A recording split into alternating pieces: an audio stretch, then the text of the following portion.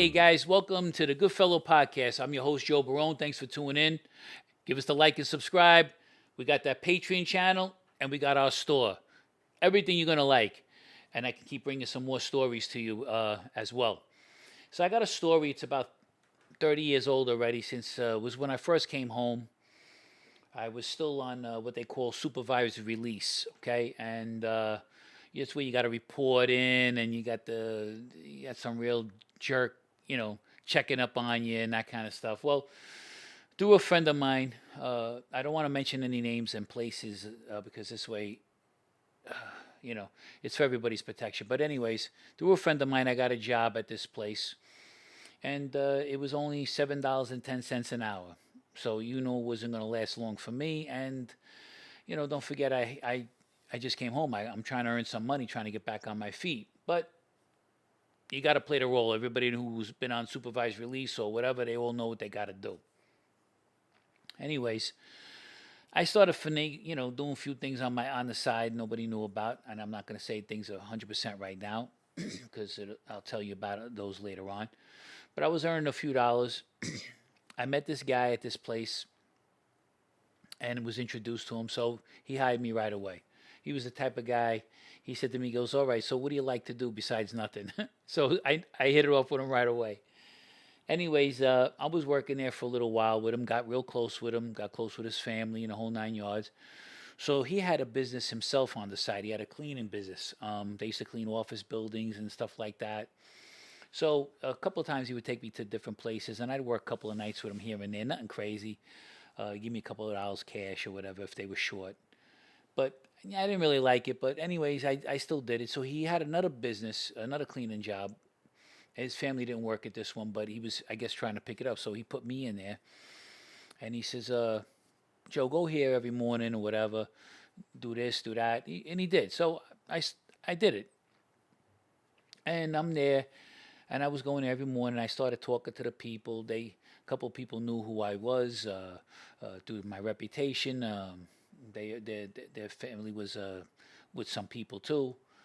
And also, one of the girls, I think, even had a husband who was in law enforcement, if I remember correctly. Well, you know how I am, very personal. I talk to everybody. Hey, how you doing? I don't tell them too much of my personal business, whatever. But one thing led to another because I did know the woman's husband who was in law enforcement. Anyway, one thing leads to another. We started talking, and one girl says, "Oh my God," she says, she opened up the drawer. I didn't even know. She says, "I was so scared." She's talking to a friend more or less, but I'm in the room. And we're all sitting down, and she says, "I left money in this drawer." And I said, "Oh, man, thank God you found it." I said, "Who's going to rob it for you? What's the difference? Nobody knows nothing. You know what I mean? You're okay." So she said it was a lot of money, like big money. I said, "Okay." So talking. So anyways, I get an idea in my head. I said, "She leaving big money in here. That's like I got like a subliminal message." Anyways, I look at the lock she has a lock on the desk drawer. On the lock, it has serial numbers on it.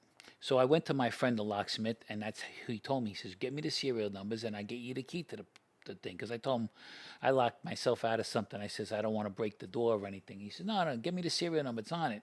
I did. I go to the place. I talk to him. I give him the serial numbers. He gives me 4 keys. He says, "Joe," he says, "one of these keys is going to open it." He says, "I don't know which one, but these are the 4 that go with that serial number." I said, "Okay, yeah, no problem." I give him a few dollars. I said, "Thanks." Every morning for like about maybe a week and a half, I go there early in the morning because it makes it look like I want to do my job. But I go in there, there's no cameras, there's no nothing, and I try the key. The 4 of them, I get the one that really works. I throw the other ones away. So about a week and a half goes by, maybe 2 weeks. I don't even think that. I open the drawer, and there's money in it. I don't know how much it is. I just grab it. I lock the drawer, and I'm throwing out the garbage. I threw the garbage on the side of the building where the big dumpsters are. I had the money in the box, and I locked up everything like I was normally do. I went around to the side with the car. I grabbed the box, and I drive to my friend's house. I won't say the guy's name. I knock on the bedroom window. It's like 6:30 in the morning. He comes over there. He looks. Who is it? He's still sleeping, you know. I said, listen, open the door. I threw the box in there, and I says, don't look in the box. I said, I'll be back in a little while to come and get it.